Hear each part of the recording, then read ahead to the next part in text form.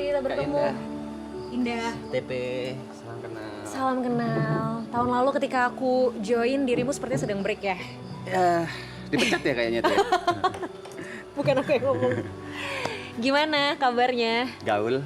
Wow, gaul sekali Anda. Gaul sekali, luar biasa. Kenapa setelah kembali lagi di Marapton, khususnya di season ini sangat intens ada di Marapton, bagaimana perasaannya?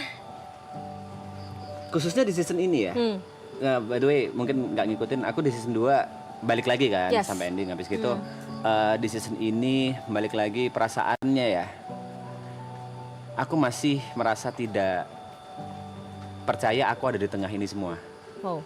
Aku masih merasa bahwa aku tidak memiliki kapasitas yang pantas untuk berada di orang-orang hebat. Bahkan aku bisa bilang Marapton ini kan nomor 1 sedunia by data dan bisa menjadi hal yang fenomenal di Indonesia. Aku perasaannya ya, aku masih merasa tidak percaya aku ada di tengah ini semua. Wow. Aku masih merasa bahwa aku tidak memiliki kapasitas yang pantas untuk berada di orang-orang hebat. Bahkan aku bisa bilang Marapton ini kan nomor 1 sedunia by data dan bisa menjadi hal yang fenomenal di Indonesia. Aku pribadi aku ngerasa aku masih belum pantas ada di sini. Kenapa? Kak Indah tahu sendiri mereka siapa gitu. Dari berdelapan selain aku, semuanya memiliki kelebihan yang jauh di atasku. Semua memiliki hal-hal yang tidak pernah bisa aku kejar dengan cara apapun aku belajar. Sedangkan aku ngerasa, ya aku bukan siapa-siapa. Aku ngerasa aku nggak bisa ngebantu apa-apa buat mereka.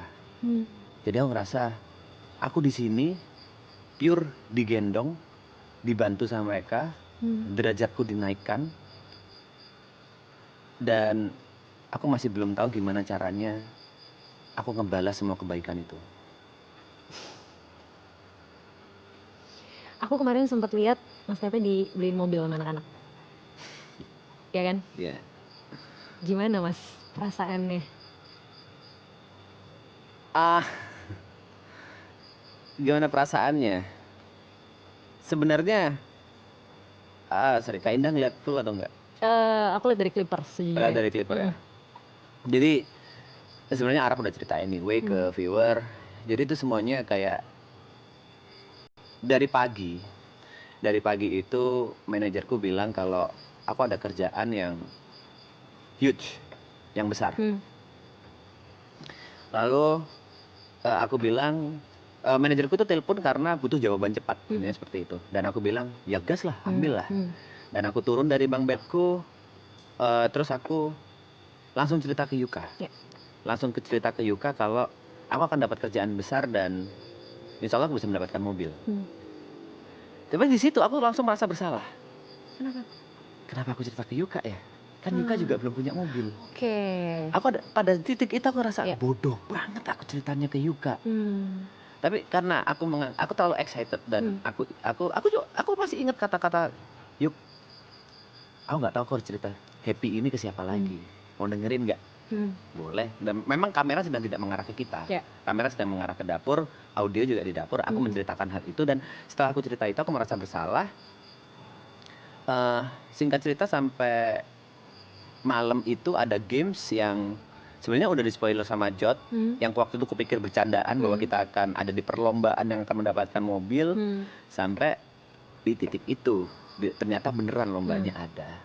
Yang aku tahu mobilnya cuma 1. Sampai aku bertarung sama Yuka, game pertama dimenangkan oleh Yuka, game kedua dimenangkan oleh aku, dan game ketiga split or steal. Dimana dengan peraturan kalau dua-duanya memperlihatkan kartu split, maka hadiahnya dibagi.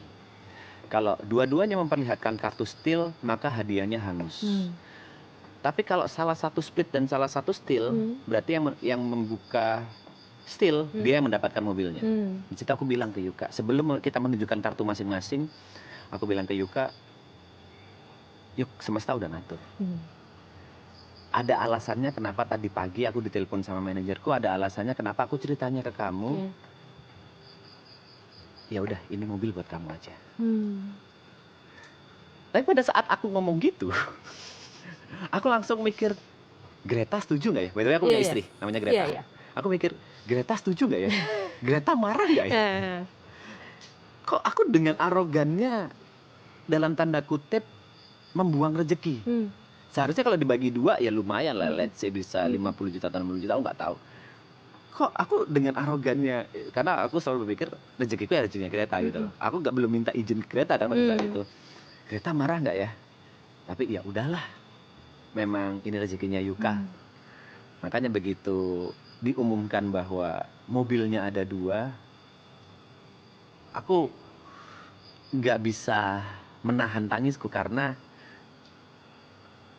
aku nggak suka, momen ini nggak suka gini. Papa tuh selalu bilang,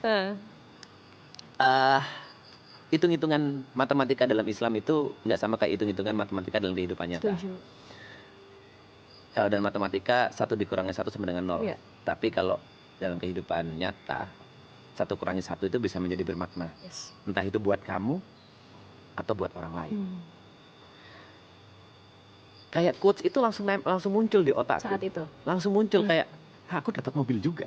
Itu aneh, dan ya, apalagi dengan seluruh seluruh kasih sayang atau perjuangan dari teman-temanku yang udah gendong aku secara karir, udah naikin aku, udah bantu aku sampai di titik ini.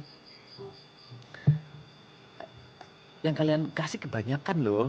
Yang kalian kasih itu aku ngerasa nggak pantas untuk mendapatkan itu semua. Jadi ya itu rasanya gue bisa mendapatkan mobil. Oke. Kenapa kamu ngerasa nggak pantas, Mas? Iya itu tadi, karena aku ngerasa ini dari sisi apapun, pada saat kita ngomong ada di depan kamera, yang penonton inginkan mostly adalah canda tawa. Aku bukan tipe orang yang bisa melawak. Aku, let's say aku orang yang paling bodoh lah di sini. Secara IQ mungkin aku yang paling rendah. Semuanya, Aloy, Jod, Yuka, Gary, Nico, Arab, semuanya begitu ada Ibot, begitu ada bercandaan, mereka bisa langsung bermain. Oke. Aku kayak bingung, aku harus ngapain? Ada satu kesempatan, aku diberi kesempatan, aku ngefans banget sama Vindes. Waktu itu kita collab sama Vindes, terus aku diberikan sebuah panggung, aku bingung mau ngapain. Aku bilang, aku nggak bisa, aku bukan pelawak, aku bilang kayak gitu. Aku ngerasa aku nggak pantas, aku nggak sepintar mereka, aku nggak selucu mereka, aku nggak sehebat mereka. Ya kayaknya ini bukan tempatku deh, maksudnya bukan tempatku dalam artian aku amat sangat beruntung ada di sini, digendong sama mereka, dan aku yang paling rendah aja gitu. Dan itu terbukti juga by numbers by the way. Selepas season 2 angkaku yang paling kecil di antara semua by follower, by apapun, tapi ya aku memahami hal itu karena memang sebagai seorang entertainer mungkin aku yang harus banyak belajar. Mereka sudah makan asam garamnya, aku dari Jember yang mungkin aku hidup dalam lingkunganku atau dunia kecilku sendiri, lalu bersosialisasi dengan banyak orang, ternyata dunia industri atau dunia hiburan nasional seperti ini aku masih belum nyampe aja menurutku. Tapi menurutku maraton nggak akan jadi maraton kalau nggak ada kamu. Even Triple A Clan juga mungkin nggak akan jadi Triple A Clan kalau nggak ada Mas Tepe sih. Mbak Indah, itu argumen yang bisa kupatahkan dengan mudah. Oke, silakan. Pada saat aku ke Jember, itu ada hampir sebulan tanpa aku, ya normal aja. Ya. Tapi bukan berarti ketika kamu ada dan semua juga sama aja kan sebenarnya. I mean,